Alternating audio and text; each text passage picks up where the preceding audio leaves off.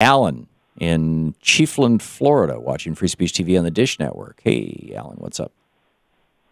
Thank you for taking my call. I would just like to say that we view the Saudis as an ally, and I think that's our greatest mistake.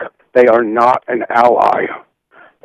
And the president says we are not at war with Islam, but there is a war between the Sunnis and the Shia, and it is Saudi Arabia and its allies that are continuing this war. Right. The public in Iran, the general public in Iran, have a better friendly attitude towards the United States than the general public in Saudi Arabia, and we need to change the equation. That's all I have to say. Thank you for taking my call. You're welcome, Alan. I absolutely agree with you, and I'm very hopeful. Thank you for the call. I'm very hopeful that the president's negotiations with Iran will be successful. Prime Minister Netanyahu notwithstanding, all the efforts of Ron Dermer, Frank Luntz's protege, who's now the Israeli ambassador to the United States, Republican operative, trying to just, totally politicize Netanyahu coming to the United States, the whole Iran speech. I mean, this is just a disaster. It's a political disaster. It's a multinational disaster. I mean, we just have to look at what we need to do is real simple. We need to mobilize the way we mobilized for World War II, or the way that we mobilized during the Great Depression.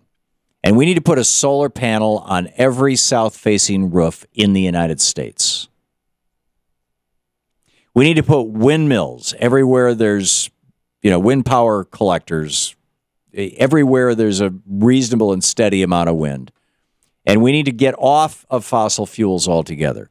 End the age of coal. Sorry, it's not the 16th century anymore.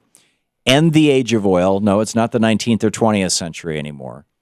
End the age of natural gas. It is, it's a transition fuel, but that's it.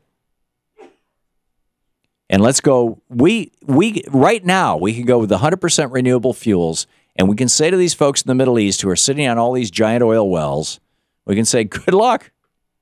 Hope you can drink that stuff, because we don't want it."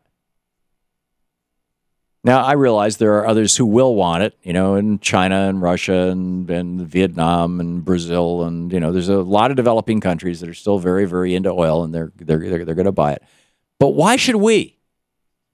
We have the ability. We're the richest nation in the world. We have the ability to reboot our country in a way that is absolutely energy independent. What is preventing that?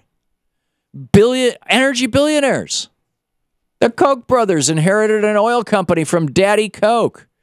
ExxonMobil, it's not hereditary, but it might as well be. You got Rex Tillerson over there running ExxonMobil, funding climate change denying groups and all kinds of awful stuff. I mean, it's time for us to say enough already. Not going to do it.